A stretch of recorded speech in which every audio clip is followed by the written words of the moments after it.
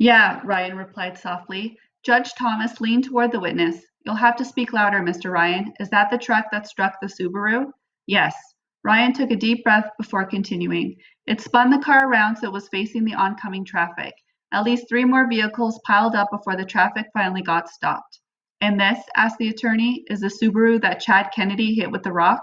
He pulled the white cardboard off the third easel. Reef heard the girl's mother dissolve into sobs, followed by the soothing tones of a man's low voice. Angry muttering rose from several places in the courtroom, but died when the judge scowled darkly. Yes, sir, said Ryan, visibly shaken by what he saw. That's the Subaru. Reef stared at the third photograph, saw the shattered front end, saw the truck rammed up into the back seat, saw how rescue workers had to cut the door off to get the girl out, and he saw something else.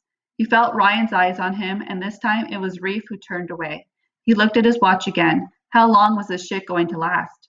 Phillips nodded at the witness. Thank you, Mr. Ryan. No further questions. Your Honor? The judge nodded to the defense. Your witness, Mr. Elliott. Hank Elliott got up and stood for a moment looking at the photographs displayed near the witness. He frowned. All this must have taken place in a very short time, Mr. Ryan. A matter of seconds. Are you sure about everything you saw?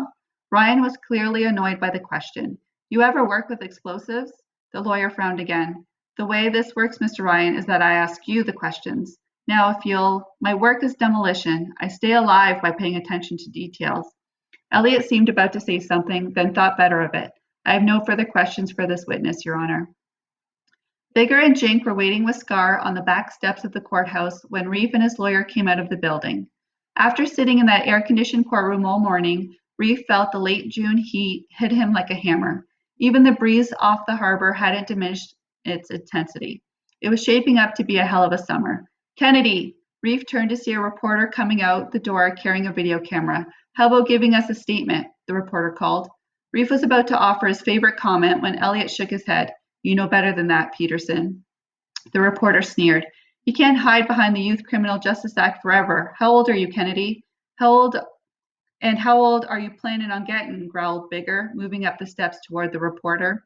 The lawyer stepped between Bigger and the reporter, whose bravado had disappeared in the face of Bigger's menacing bulk. He scowled at the group and shook his head, then took his equipment back inside. Reef gave a low whistle of admiration as he high-fived Bigger. How old were you planning on getting? He echoed. That was premium, man. Bigger grinned as Jink slapped him on the back. I wish I'd decked that little prick, he said. Elliott stared at them, his face a mask of incredulity. That would have been a big help, he said. There was no mistaking the scorn in his voice. Jink looked at Reef and nodded his head toward the lawyer. What crawled up his ass? Elliott wheeled toward Jink, his eyes blazing. What crawled up my ass, as you so elegantly put it, is your attitude that all this is just a joke, an inconvenience. Take it easy, man, Bigger said. Reef's only 17. What can they do to him anyway? Elliott looked at the huge teenager and shook his head. They can do plenty. Haven't you seen all those reporters? What does it take for you to realize this case is very high profile? You're just lucky that witness didn't get a good look at you and that Reef didn't name you and your friend as accomplices in the truck vandalism. Otherwise, you'd both be sitting through your own hearings. We've been in courtrooms before, Jink bragged. I'm sure, Elliott remarked, and I see it's done all of you a world of good. Jesus, Reef, Jink said. Great to have this guy on your side. Elliott exploded. Haven't any of you been listening to what was said in there? Reef, Jink, and Bigger looked at him in stony silence. Only Scar nodded. It doesn't look good, she asked. It never looked good, which is why I advised Reef to plead guilty. A pager in Elliott's pocket hummed, and the lawyer pulled it out, looked at the display, and scowled. He clicked it off and returned it to his pocket. The purpose of this hearing is to provide the judge with the relevant facts prior to sentencing. With eyewitness testimony like the kind we just heard, there was no defense. The best strategy was to admit the crime up front and hope for a lenient sentence. Bigger frowned. You tell all your clients to plead guilty?